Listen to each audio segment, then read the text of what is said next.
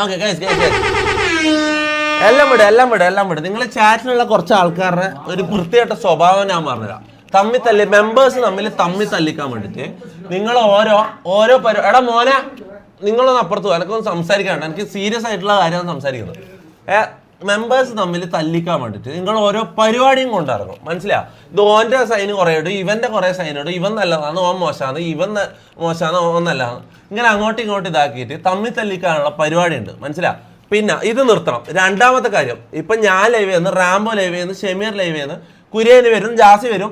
ഞാൻ പറയുന്നത് ആര് ലൈവ് ചെയ്യുകയാണെങ്കിലും വേറൊരാളെ പേര് പോയിട്ട് ഇപ്പൊ എന്റെ പേര് പോയിട്ട് ഷെമീറിന്റെ ലൈവിൽ പോയിട്ട് സ്പാം ചെയ്യരുത്. എന്റെ മറ്റേ തൊപ്പിന്റെ സൈനുണ്ട്, നീല തൊപ്പി എന്ന് പറഞ്ഞിട്ട് കുറെ എണ്ണം ഇറങ്ങിയിട്ടുണ്ട്. റാംബോന്റെ സ്ട്രീമിലും പോയിട്ട് സ്പാം ചെയ്യുക. പിന്നെ കിങ്ങിന്റെ സൈന് പോയിട്ട് റാംബോന്റെ ഷെമീറിന്റെ കിങ്ങിന്റെ സിമ്പിൾ കൊണ്ട് പോയിട്ട് റാംബോന്റെ സ്ട്രീമിൽ സ്പാം ചെയ്യുക. ഈ പരിപാടി നടക്കൂല. അവരവരുതായ ഇതിൽ അവരവരുതായ കാര്യങ്ങൾ സ്പാം ചെയ്യുക. അങ്ങോട്ടും ഇങ്ങോട്ടും ഇവർ തമ്മിൽ നിങ്ങളെ അടി ഉണ്ടാക്കരുത്, മനസ്സിലാവും. എല്ലാവർക്കും ഈക്വൽ റെസ്പെക്ട് കൊടുക്കുക. അങ്ങനെയാണെങ്കിൽ മാത്രമേ നമ്മളെ ഗ്യാങ് മുന്നോട്ടേക്ക് പോകും, മനസ്സിലാവും. നോക്കണ ഓക്കെ ഞാൻ ഒന്നും മിണ്ടുന്നില്ല, ഞാൻ മിണ്ടാണ്ടിക്കാം. നീ പറ നീയല്ലേ ചാറ്റിൽ ടൈപ്പ് ചെയ്യുന്ന ഒരുത്തൻ, നീ പറ.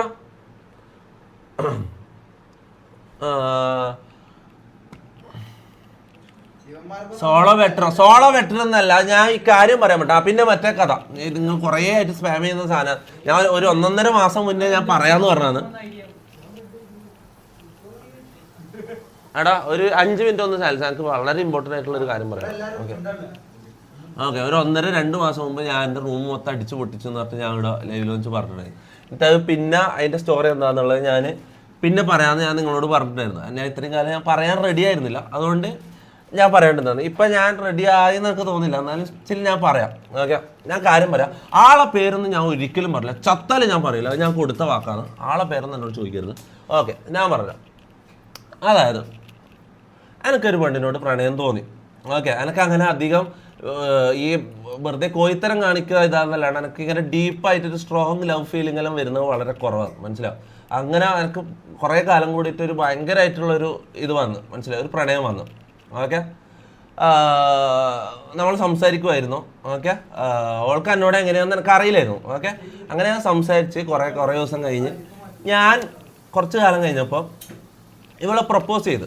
ഓക്കെ അതായത് ഈ പ്രപ്പോസൽ എന്ന് പറഞ്ഞാൽ എനിക്ക് ഈ പ്രേമിച്ച് നടക്കലോ ഇങ്ങനത്തെ സാധനത്തിലോ എനിക്കിപ്പം ഇനി അങ്ങോട്ട് അങ്ങനെ പ്രേമിച്ച് നടക്കുന്ന പരിപാടിക്ക് ഞാനില്ല, അത് ഞാൻ ഉറപ്പ് തരാം നിങ്ങൾക്ക്. ഞാൻ നാളെ എനിക്ക് ഇതാ എൻ്റെ പുതിയ ഗേൾഫ്രണ്ട് എന്ന് പറഞ്ഞിട്ട് ഒരാളെ കൊണ്ടുവന്ന് അവളായിട്ട് പ്രേമിച്ച് നടക്കാൻ എനിക്ക് അതിന് താല്പര്യമില്ല. ഞാൻ അവളോട് ഡയറക്റ്റായിട്ട് ഞാൻ കാര്യം ചോദിച്ചു, ഞാനൊരു പ്രപ്പോസലായിട്ട് വീട്ടിലേക്ക് വരട്ടെ എന്ന് ഞാൻ ചോദിച്ചു. ഓക്കെ അതായത് പാരൻസിനോട് ഡയറക്റ്റ് സംസാരിച്ച് കല്യാണം എന്നുള്ള ഡയറക്റ്റിന് പ്രേമിച്ച് നടക്കൽ ആ പരിപാടിക്ക് എനിക്ക് താല്പര്യമില്ല, മനസ്സിലാവും. അപ്പോൾ ഞാൻ ചോദിച്ച് കല്യാണം കഴിക്കാമോ എന്നുള്ള കാര്യം ഞാൻ ഡയറക്റ്റ് തുറന്ന് ചോദിച്ചു അവളോട്. സംഭവം എന്ന് വെച്ചാൽ ഓള് ഹിന്ദുവാണ്, ഞാൻ മുസ്ലിമാണ്. അതൊരിക്കലും നടക്കില്ല. ഓളെ അച്ഛനും അമ്മേനെയും ഒരിക്കലും വെറുപ്പിക്കാൻ പറ്റില്ല എന്ന് ഓള് പറഞ്ഞു. അവർ കഴിഞ്ഞിട്ട് ഓക്കെ എന്തോ ഉള്ളൂ, അവർ സമ്മതിച്ചാൽ മാത്രമേ നടക്കൂ. അതെന്തായാലും ഒരിക്കലും സമ്മതിക്കാനും പോകുന്നില്ല എന്നുള്ള കാര്യം പറഞ്ഞു. ഞാൻ അവിടെ ഡൗൺ ആയി. അത് കഴിഞ്ഞിട്ട് ഞാൻ കുറച്ച് ദിവസം ലൈവ് ഇട്ടില്ല, ഫുള്ള് ഞാൻ ഫ്രസ്ട്രേറ്റഡ് ആയി, കുറച്ച് ഡിപ്രഷനായി. ഓക്കെ അങ്ങനെ എന്താ പറയുക, കുറച്ച് ദിവസം ഞാൻ ലൈവ് ഇട്ടില്ല, അത്രേ ഉള്ളൂ. കുറേ ഡീറ്റെയിൽസ് എന്നോട് ചോദിക്കുന്നത്. പേരൊന്നും ചോദിക്കില്ല, പേരൊന്നും ഒരിക്കലും ഞാൻ പറയില്ല, പേരൊന്നും ഒരിക്കലും എന്നോട് ചോദിക്കുന്നത് ഒരിക്കലും. ഞാൻ ഓൾക്ക് കൊടുത്ത വാക്കാണ്. അങ്ങനത്തെ ഇതോ ഒരിക്കലും ഞാൻ ഐഡൻറ്റിറ്റി ചെയ്തോ പറയൂല എന്നുള്ള കാര്യം ഞാൻ ഇതന്നെ ഞാൻ അത്രയും വാക്ക് കൊടുത്തിട്ടാണ് ഞാൻ ഇവിടെ വന്നിട്ട് സംസാരിക്കുന്നത്, മനസ്സിലായി. ഒരിക്കലും ഞാൻ പേരൊന്നും വെളിപ്പെടുത്തൂല.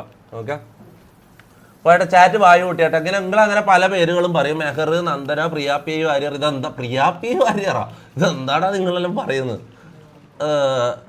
ആരും ആവാം, ഞാൻ പേരൊന്നും പറയില്ല, ആരാന്നും ഞാൻ പറയൂല.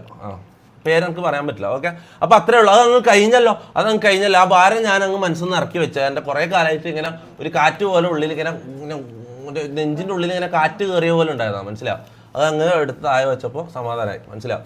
അപ്പോൾ ഓളോട് പ്രപ്പോസ് ചെയ്തു. അവൾക്ക് കല്യാണം കഴിക്കാൻ ഓളെ അച്ഛനമ്മേൻ്റെ ഇതില്ലാണ്ട് കല്യാണം കഴിക്കാൻ പറ്റൂല എന്ന് ഓള് പറഞ്ഞു. റെസ്പെക്റ്റ്ഫുള്ളി ഞാനത് അക്സെപ്റ്റ് ചെയ്തു. നമ്മളിപ്പോൾ നല്ല ഫ്രണ്ട്സാണ്. ഓക്കെ അത് കഴിഞ്ഞു, end of the story. Okay അത്രേ ഉള്ളൂ. അപ്പം എനിക്കിപ്പോൾ എന്തോ എനിക്കങ്ങനെ കുറേ കാലം ഇപ്പോൾ ഫസി പോയതിന് ശേഷം എനിക്കങ്ങനെ ഇത് കുറവായിരുന്നു, മനസ്സിലായി. എനിക്കങ്ങനെ ഒരു സ്ട്രോങ് ഒരാളെ കല്യാണം കഴിക്കണം എന്നുള്ളത് ഫസിക്ക് ശേഷം എനിക്ക് ആരോടും വേറെ തോന്നിയിട്ടില്ല, മനസ്സിലാവും. പിന്നെ ഇവളോടാണ് എനിക്ക് അങ്ങനെ ഇത്രയും സ്ട്രോങ് ആയിട്ടുള്ളൊരു ഫീലിംഗ് വരുന്നത്, മനസ്സിലാവും. അപ്പം ഞാൻ കുറച്ച് ഡൗൺ ആയിപ്പോയി.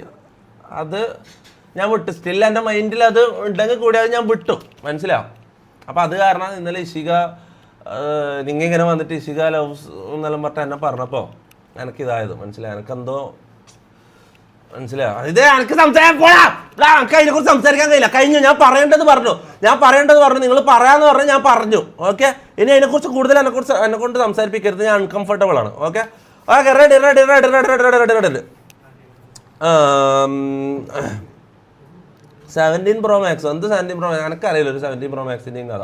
നിങ്ങൾ എന്തല്ലോ പറയും, ഇങ്ങനെ ആടി ഇരുന്നിട്ട് എന്തല്ലോ ഹണി റോസോ ജാൻമണി. നിൻ്റെ ഒരാൾ ഒരു ഇമോഷണലായിട്ട് അത്രയും ജീവിതത്തിൽ അത്രയും ഇതുള്ള കാര്യം വന്ന് പറയുമ്പോൾ നിങ്ങൾക്ക് എന്തൊരു മനസ്സാണെടാ, നിങ്ങൾക്ക് എന്തൊരു മനസ്സാണ്.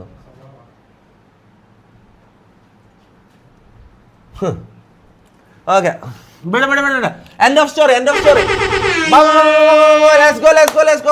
ഇനി അപ്പടി പോടെ, നമ്മളെ ഡാൻസ് ഇതെല്ലായിട്ട് പോവാ. അപ്പടി പോടെ പോടെ പോടെ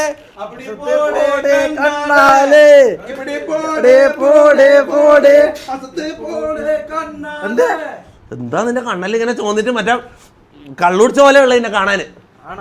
മുഖം കഴിട്ടോ? നീ കുളിക്കല്ലോ അതിന്. ഇഷിക സ്റ്റോറി ഇന്നലെ പറഞ്ഞ് ഇന്ന് പറയാം. അതായത് ഇഷിക സ്റ്റോറി എന്ന് പറഞ്ഞാൽ ഇഷിക ഇന്നലെ എന്നെ അങ്ങനെ പ്രപ്പോസ് ചെയ്യുന്ന പോലെ എനിക്ക് ഫീൽ ചെയ്തപ്പോൾ എന്നെ ഇഷ്ടമുള്ള പോലെ ഫീൽ ചെയ്തപ്പോൾ എനിക്ക് ഒരിക്കലും അവളെ തിരിച്ച് ഇഷ്ടപ്പെടാൻ പറ്റൂല, മനസ്സിലായോ? ഞാൻ വേറൊരാൾ ഇഷ്ടപ്പെട്ട് പോയി, മനസ്സിലായോ? അതാണ് ഞാൻ അതിന് എതിർത്ത് നിന്നത്, മനസ്സിലായോ? നമ്മളിങ്ങനെ വെറുതെ ഞാൻ പറയുന്നത് വെച്ചാൽ ഇപ്പം ഇഷികാരനോട് സംസാരിക്കും. ഇപ്പം ഞാൻ ഇഷികാനെ വീഡിയോ കോൾ ചെയ്താൽ സംസാരിക്കും. ഓക്കെ, ഞാൻ ഇങ്ങനെ ചിരിച്ചും കളിച്ച് സംസാരിക്കും. കണ്ടന്റിന് വേണ്ടിയിട്ട് ഞാൻ ഇതെല്ലാം ചെയ്യുമായിരിക്കും, മനസ്സിലാവും ഇങ്ങനെ. പക്ഷെ സ്റ്റിൽ എൻ്റെ ഉള്ളിൻ്റെ ഉള്ളിൽ നമുക്ക് ആ ഒരു സ്ട്രോങ് ഫീലിംഗ് ഇല്ല. അത് എനിക്ക് ആരോടും ഇല്ല, മനസ്സിലാവും. എനിക്ക് അങ്ങനെ ഇഷികാനൊന്നും ഒരിക്കലും അങ്ങനെ കാണാൻ കഴിയില്ല. ആരും എനിക്ക് അങ്ങനെ കാണാൻ കഴിയില്ല, മനസ്സിലാവും. അത് നിങ്ങൾ മനസ്സിലാക്കുക.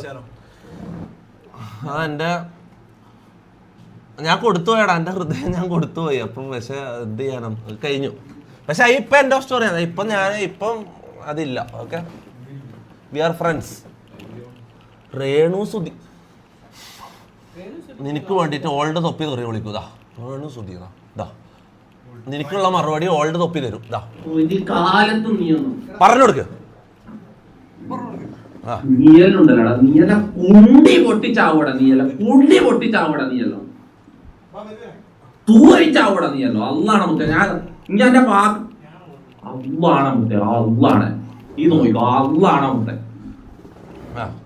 ഇനി ഇതാക്കുന്ന ഞാൻ തെറി വിളിക്കൂല. ഞാൻ ഓൾഡ് തൊപ്പിനെ കൊണ്ട് തെറി വിളിപ്പിക്കും, അല്ലെങ്കിൽ സായിപ്പിനെ കൊണ്ട് തെറി വിളിപ്പിക്കും. ഇനി അവരാധം വന്നിട്ട് ഇവിടെ പറഞ്ഞു തരാം.